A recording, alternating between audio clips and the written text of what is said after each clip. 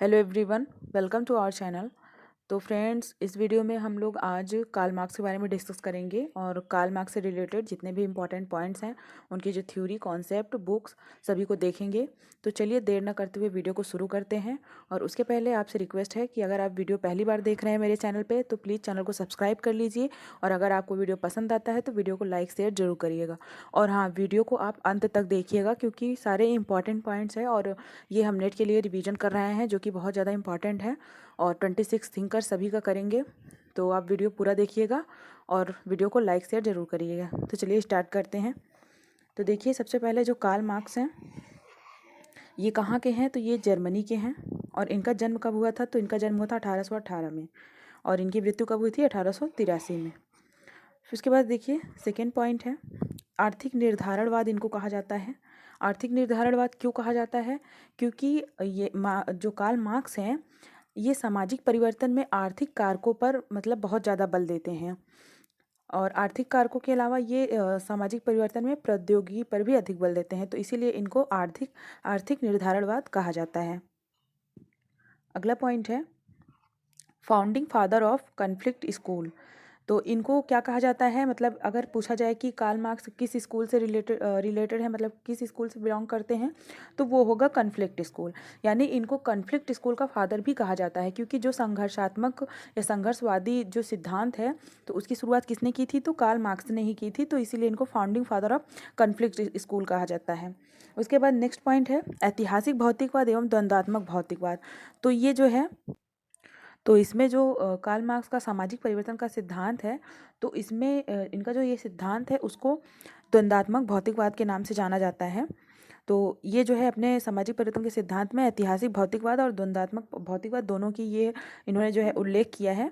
इसके अलावा अगला पॉइंट जो है वर्ग संघर्ष का सिद्धांत। तो इनका वर्ग संघर्ष का सिद्धांत बहुत ही फेमस है। तो इसमें इन्होंने दो वर्गों का जो है पूरा उल्लेख किया हुआ है कि किस तरीके से समाज में संघर्ष होता है दो वर्गों के बीच। तो इन्होंने बताया है कि जैसे मनुष्य है जो उत्पादन के लिए या उत्पादन के साधनों को मतलब क्या करता है, प्रोड्यूस करता है, तो इन उत्पादन के साधनों से मनुष्य संबंधित होता है, मतलब जुड़ा हुआ होता है, तो इसे उत्पादन के संबंध कहते हैं। और यह जो संबंध होता है ये दो प्रकार का होता है, एक स्वामी होता है और एक श्रमिक होता है, यानी जो कार्य करने वाला। तो इन्हीं दो के बीच क्या होता है कि एक समय के बाद संघर्ष होता है, इसी को इन्होंने वर्ग संघर्ष कहा था। और वो किस तरीके से संघर्ष उत्पन्न होता है तो वो आप सभी ने इनकी थ्योरी पढ़ी होगी तो आपको पता ही होगा। डीप में तो हम ज़्यादा डीप में नहीं जाएंगे, मोटा मोटा देखेंगे सिर्फ। अगला पॉइंट देखिए अधिसंरचना अधोसंरचना, यानी सुपर स्ट्रक्चर एंड सब स्ट्रक्चर। तो इन्होंने अधिसंरचना और अधोसंरचना की बात की थी। तो कार्ल मार्क्स का कहना था कि जो अधिसंरचना होता है यानी सुपर स्ट्रक्चर जो है ये अधिसंरचना अधोसंरचना को परिवर्तित करता है। मतलब अधोसंरचना यानी जो सब स्ट्रक्चर है, तो सुपर स्ट्रक्चर किसको परिवर्तित करता है? तो ये सब स्ट्रक्चर को चेंज करता है। और अधिसंरचना में क्या होता है? तो अधिसंरचना में जो मतलब जीवन की जैसे भौतिक दशाओं या आर्थिक दशाओं का मतलब जितने भी आर्थिक संबंधी जितनी भी दशाएं हैं वो अधिसंरचना में आते हैं, यानी सुपर स्ट्रक्चर में, अर्थव्यवस्था से संबंधित। और समाज के जितने भी पक्ष सामाजिक रूप से हैं, यानी राजनीति, संस्कृति, धर्म, शिक्षा, ये सभी सामाजिक पक्ष जितने भी हैं ये अधोसंरचना में आते हैं। तो इनका कहना है कि यानी जब अर्थव्यवस्था में परिवर्तन होता है तो अधोसंरचना यानी सामाजिक पक्ष में भी परिवर्तन होता है। तो कुल मिला के इनका कहना था कि जो अधिसंरचना होता है इसमें जो भी परिवर्तन होता है यानी अर्थव्यवस्था में कोई भी चेंज होगा तो वो सामाजिक परिवर्तन सामाजिक दशा में मतलब उसका परिवर्तन दिखाई देगा, यानी अधोसंरचना को वो परिवर्तित करता है। तो अधिसंरचना यानी उत्पादन के साधन, संबंध, पद्धतियाँ या शक्तियाँ जो होती हैं ये अधिसंरचना होती हैं। और जो सब स्ट्रक्चर होता है यानी अधोसंरचना या उपसंरचना, तो ये राजनीति, संस्कृति, संविधान, धर्म, सामाजिक पक्ष, शिक्षा, ये सारे इसमें आ जाते हैं। अगला पॉइंट है अलगाववाद, यानी एलियनेशन की थ्योरी इन्होंने दी थी। कि इन्होंने बताया था कि जो मजदूर होता है, श्रमिक होता है, उसके जो उत्पादन होता है उससे मतलब किस तरीके से वो उसमें अलगाव उत्पन्न हो जाता है और क्यों होता है। तो इस सारी चीज़ों की इन्होंने चर्चा की थी इसमें। यानी जो स्वयं के लिए वर्ग, फिर स्वयं का वर्ग, तो वो कहीं ना कहीं मतलब अलग होने लगता है धीरे धीरे। जो उत्पादन वस्तुएं होती हैं उनसे अलग होता है, फिर अपने आप से अलग हो जाता है। तो इन सारी चीज़ों का इन्होंने इसमें वर्णन किया है। नेक्स्ट पॉइंट है परिवर्तन का द्वंद्वात्मक सिद्धांत। तो ये अभी हमने देखा कि इन्होंने इनका जो सामाजिक परिवर्तन का सिद्धांत है तो इसमें इन्होंने इसको द्वंद्वात्मक सिद्धांत कहा जाता है। और इसमें उन्होंने बताया है कि किस तरीके से द्वंद्व के माध्यम से, मतलब प्राचीन काल से लेकर के आधुनिक काल तक द्वंद्व के माध्यम से अलग अलग समाजों में जो है वो परिवर्तन हुआ है। अगला पॉइंट है समाज का विभाजन। तो समाज का इन्होंने जो विभाजन किया है वो पांच रूपों में इन्होंने किया है समाज का विभाजन।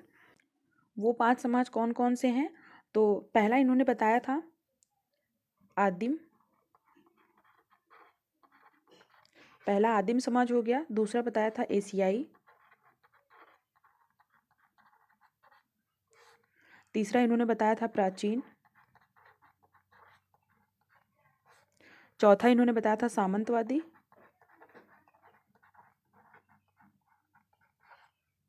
और पांचवा बताया था पूंजीवादी। ये 5 तरह की समाज इन्होंने बताया था कि सबसे पहले आदिम समाज होता था, उसके बाद एशियाई समाज आया, फिर प्राचीन समाज, फिर सामंतवादी, फिर पूंजीवादी। नेक्स्ट पॉइंट है उत्पादन की विधि, उत्पादन की शक्तियाँ। तो इन्होंने जो है उत्पादन की विधि और उत्पादन की शक्तियों के बारे में भी बात की है। अगला पॉइंट है अतिरिक्त मूल्य का, अतिरिक्त मूल्य यानी जो सरप्लस वैल्यू होती है। तो अतिरिक्त मूल्य में इन्होंने क्या बताया था कि जो श्रमिक होता है वो जो वस्तुएं उत्पादित करता है तो उसमें जितना उसका श्रम लगता है उससे ज़्यादा दाम पर जो है पूंजीवादी होते हैं उस वस्तु को बेचते हैं। तो उस जो एक्स्ट्रा फ़ायदा होता है वो सिर्फ पूंजीवादी लेते हैं, श्रमिकों को सिर्फ उनके श्रम का ही थोड़ा सा भाग दिया जाता है, बल्कि जो उस वस्तु का मतलब एक्स्ट्रा जो मूल्य, एक्स्ट्रा जो उसका क्या कहते हैं मार्जिन होता है वो उनको नहीं मिलता है। तो इसी को इन्होंने अतिरिक्त मूल्य कहा था। मतलब जितना भी एक्स्ट्रा फायदा होता है वो सारा का सारा पूंजीवादी ले जाता है, पूंजीपति ले जाता है और श्रमिक को उसका कुछ भी नहीं मिलता है। तो इसीलिए जो इन्होंने बताया था कि इसीलिए जो श्रमिक होता है या कामगार जो होता है वो अपने जो है उत्पादित वस्तु से अपने आप से मतलब अलगाव महसूस करने लगता है। नेक्स्ट पॉइंट है सामाजिक स्तरीकरण का द्वंद्वात्मक सिद्धांत। तो इन्होंने सामाजिक स्तरीकरण का सिद्धांत दिया था, तो इसमें इन्होंने उसका द्वंद्वात्मक मतलब सिद्धांत के बारे में बताया है। अगला पॉइंट है मोड ऑफ प्रोडक्शन, यानी जो उत्पादन की विधियां हैं। तो मार्क्स का कहना है कि जो उत्पादन की विधियां यानी जो मोड ऑफ प्रोडक्शन होते हैं ये संस्कृति का निर्धारण करती हैं। यानी जो भी विचार व्यवहार हैं संस्कृति के, तो इसका निर्धारण कौन करता है? तो उत्पादन की विधियां ही करती हैं। अगला पॉइंट है धर्म हृदयहीन का हृदय है। तो ये कार्ल मार्क्स का विचार है। इन्होंने धर्म के लिए कहा है कि धर्म जो है ये हृदयहीन का हृदय है। और इसके बाद है सामाजिक परिवर्तन का प्रौद्योगिकी सिद्धांत। तो इनका जो सिद्धांत है सामाजिक परिवर्तन का, तो उसे सामाजिक परिवर्तन का प्रौद्योगिकी सिद्धांत भी कहा जाता है। मार्क्स के अलावा जो वेबलन है तो ये भी सामाजिक परिवर्तन में प्रौद्योगिकी एवं आर्थिक कारकों को उत्तरदायी मानते हैं। और इसके अलावा जो मार्क्स हैं, मतलब मार्क्स के अनुसार जो उत्पादन प्रणाली में परिवर्तन होता है वही सामाजिक परिवर्तन के सामाजिक परिवर्तन के लिए उत्तरदायी है। इसीलिए इनके जो है सामाजिक परिवर्तन के सिद्धांत को प्रौद्योगिकी सिद्धांत कहा जाता है सामाजिक परिवर्तन का। और इसके अलावा मार्क्स एवं वेबलन यानी ये जो दोनों हैं ये दोनों ही प्रौद्योगिकी एवं आर्थिक और सामाजिक परिवर्तन का प्रौद्योगिकी सिद्धांत या आर्थिक निर्धारणवाद मतलब इनको कहा जाता है। इसके अलावा एक और पॉइंट है कि मार्क्स जो है ये प्रौद्योगिकी को सामाजिक परिवर्तन का अप्रत्यक्ष कारक मानते हैं, जबकि वेबलन जो है इसे प्रत्यक्ष कारक मानते हैं। अगला पॉइंट है विचारधारा शब्द का सबसे पहले प्रयोग। तो विचारधारा शब्द का सबसे पहले प्रयोग जर्मन आइडियोलॉजी जो मार्क्स की पुस्तक है इसमें मार्क्स ने किया था। नेक्स्ट पॉइंट है स्वप्न चिंतनीय समाजवाद की विचारधारा। तो ये भी किसका था? ये भी मार्क्स का है, यानी यूटोपियन सोशियोलिज्म है, यहाँ पे आई है यहाँ पे। तो स्वप्न चिंतनीय समाजवाद की विचारधारा यानी जो कार्ल मार्क्स का एक विचार था कि मतलब पूंजीवादी समाज के बाद एक ऐसा समाज आएगा जहाँ पे साम्यवादी समाज होगा, मतलब कोई भी वर्ग नहीं होगा, वर्ग विहीन समाज होगा। तो ये इनका एक तरह का स्वप्न चिंतनीय समाजवाद की कल्पना इन्होंने की थी, जो कि मतलब वास्तव में नहीं है, यानी रियल में नहीं है, बस उन्होंने एक ऐसी कल्पना की थी वर्ग विहीन समाज की। अगला पॉइंट है उत्पादन के कारक। तो इन्होंने उत्पादन के 3 कारक बताए थे, लैंड, लेबर और कैपिटल, यानी जमीन, भूमि, श्रमिक और जो पूंजी होता है। तो ये उत्पादन के इन्होंने कारक बताया था। उसके बाद नेक्स्ट पॉइंट है पूंजीपति वर्ग। तो पूंजीपति वर्ग में इन्होंने औद्योगिक, वित्तीय और व्यापारिक तीन पूंजीपति वर्ग बताए थे, यानी जो पूंजीपति होते हैं उसमें भी तीन वर्ग होते हैं।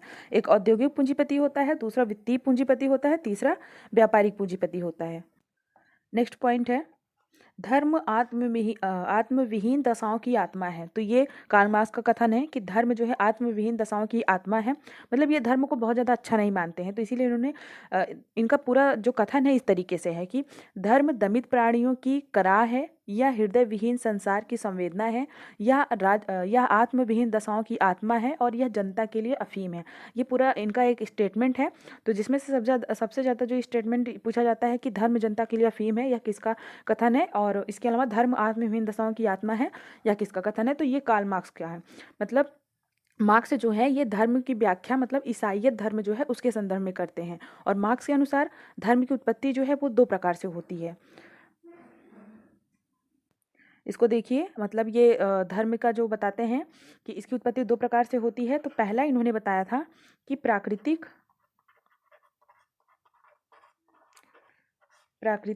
आपदाओं के समक्ष,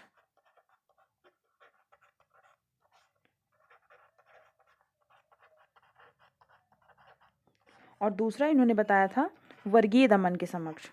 तो इस तरीके से इन्होंने बताया कि धर्म की जो उत्पत्ति होती है वो दो तरह से होती है।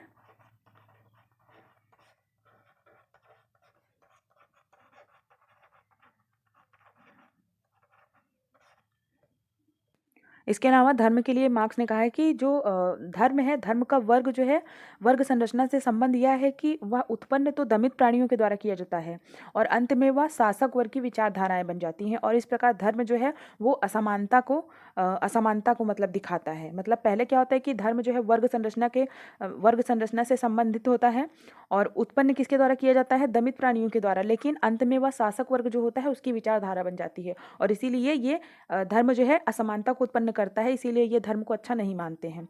और इसके अलावा इन्होंने सामाजिक परिवर्तन में धर्म की भूमिका जो बताया है, तो इनके अनुसार धर्म जो है ये एक विचारधारा के रूप में कार्य करता है, इसीलिए यह समाज में चेतना लाता है, मतलब कि इनकी चेतना जगाने का प्रयास करता है। और यही सब रीजन था कि कार्ल मार्क्स ने कहा कि आने वाले समय में धर्म का सामाजिक जीवन से लोप हो जाएगा, यानी ये हट जाएगा सामाजिक जीवन से, और यह व्यक्तिगत रूप से अस्तित्व में रहेगा। और मतलब ऐसा इस कारण होगा क्योंकि इन्होंने बताया था कि समाजवाद में प्रौद्योगिकी विकसित हो जाने से प्रकृति के समक्ष क्या होगा, बौनापन समाप्त हो जाएगा और वर्गीय दमन भी समाप्त हो जाएगा क्योंकि समाजवाद आएगा। तो ये इनकी जो कल्पना शक्ति थी, एक समाज की इन्होंने कल्पना की थी, तो इन सब चीज़ों से। नेक्स्ट पॉइंट है स्ट्रैटिफिकेशन, यानी स्तरीकरण। तो स्तरीकरण को इन्होंने तीन भागों में बताया था कि जो पहला स्तरीकरण में होता है वर्ग, वो होता है कैपिटलिस्टिक होता है, यानी जो पूंजीपति होता है, यानी वो सबसे उच्च होता है, हाइयर होता है। दूसरा इन्होंने बताया पेटी बुर्जुआ होता है, जो कि बीच में होता है, यानी मीडियम होता है। उसके बाद तीसरा इन्होंने बताया था प्रोलेटेरिएट, जो कि नीचे होता है। तो इस तरीके से इन्होंने स्तरीकरण का तीन आधार बताया था। उसके बाद नेक्स्ट पॉइंट है क्लास इन इटसेल्फ, स्वयं में वर्ग। अगला पॉइंट है क्लास फॉर इटसेल्फ, स्वयं के लिए वर्ग। तो ये जो है जो श्रमिक होता है, कामगार होता है, तो उसका एक जो परिस्थिति में ऐसा होता है कि वो स्वयं में वर्ग उसका हो जाता है, स्वयं के लिए वर्ग हो जाता है। तो मार्क्स ने बताया कि जो स्वयं में वर्ग होता है, मतलब ऐसा वर्ग जो वर्ग चेतना से विहीन हो जाता है, यानी जो बिखरे हुए श्रमिक होते हैं, अर्ध समूह होता है, वो स्वयं में वर्ग होता है। और जो स्वयं के लिए वर्ग है, तो ऐसा वर्ग होता है जो वर्ग चेतना से युक्त होता है, यानी संगठित श्रमिक जो होता है वो अपने लिए वर्ग होता है। मतलब पहले क्या होता है कि पहले जो स्वयं में वर्ग होता है, तो इसमें क्या होता है कि जो श्रमिक होते हैं वो अर्ध समूह में होते हैं, मतलब बिखरे हुए होते हैं, बटे हुए होते हैं, उनमें इतनी चेतना नहीं होती है कि जो पूंजीपति है उनके साथ कैसा मतलब क्या अन्याय कर रहा है। लेकिन जब स्वयं के लिए वर्ग बन जाता है, तो उसमें क्या होता है, सारे श्रमिक इकट्ठे हो जाते हैं, उनका एक संगठित श्रमिक समूह बन जाता है और उनमें चेतना आ जाती है, तो वो स्वयं के लिए वर्ग होता है। तो मार्क्स का कहना है कि जैसे जिनके पास संपत्ति है वह एक वर्ग होता है और जिनके पास नहीं होता है वह दूसरा वर्ग होता है। यानी पूंजीपति जिसके पास संपत्ति होती है और जिसके पास संपत्ति नहीं है वो श्रमिक वर्ग। तो दो वर्ग का इन्होंने विश्लेषण किया है और इन्होंने कहा है कि वर्ग से मेरा मतलब व्यक्ति की जेब में पड़ी हुई पर्स से नहीं होता है कि उसके जेब में पर्स में कितने पैसे हैं या कितना धन है, बल्कि उसकी आर्थिक स्थिति कैसी है उससे उनका मतलब होता है। मतलब कार्ल मार्क्स का कहना है कि वर्ग से मेरा मतलब यही है कि कोई व्यक्ति है उसकी आर्थिक स्थिति कैसी है, तो उससे मेरा अभिप्राय है, यानी संपत्ति के संबंधों से। अगला पॉइंट है संपत्ति स्थिति के आधार पर वर्ग का विभाजन। तो ये मार्क्स ने किया है क्योंकि वो संपत्ति स्थिति को ही देखते हैं। मतलब वर्ग से उनका मतलब क्या होता है कि व्यक्ति पास मतलब उसकी संपत्ति कैसी है या उसकी संपत्ति के संबंधों से इनका मतलब है। तो संपत्ति स्थिति के आधार पर इन्होंने वर्ग का विभाजन किया है। नेक्स्ट पॉइंट है लीनियर थ्योरी। तो ये दिया है मार्क्स के अलावा अगस्त काम्ट हो गए, स्पेंसर हो गए, दुर्खीम, हाबहाउस, पार्सन्स, ये सारे लीनियर थ्योरी से संबंधित हैं। नेक्स्ट पॉइंट है मोड ऑफ प्रोडक्शन। तो उत्पादन की जो विधियां हैं तो उसको जो है कार्ल मार्क्स ने 6 तरीके से बताया हुआ था। 6 भागों में इन्होंने बांटा है मोड ऑफ प्रोडक्शन को, यानी उत्पादन की विधियों को। तो पहला इन्होंने बताया था एशियाई यानी एशियाटिक जो सोसाइटी होती थी उसमें किस तरीके की उत्पादन की विधियां पाई जाती थी। तो एशियाई जो एशियाटिक मतलब उत्पादन पद्धति थी, इसमें मतलब क्या था कि एशिया के समाजों में सामंतवाद के समान मतलब सामंतवाद की तरह एक उत्पादन पद्धति प्रचलित थी वहाँ पर, और जिसे मार्क्स ने क्या कहा, एशिया की उत्पादन पद्धति कहा था। दूसरा है आदिम साम्यवादी यानी प्रिमिटिव कम्युनिज्म ट्राइबल या प्रिमिटिव कम्युनिज्म या फिर ट्राइबल, आदिम साम्यवादी या फिर आदिम साम्यवादी उत्पादन पद्धति।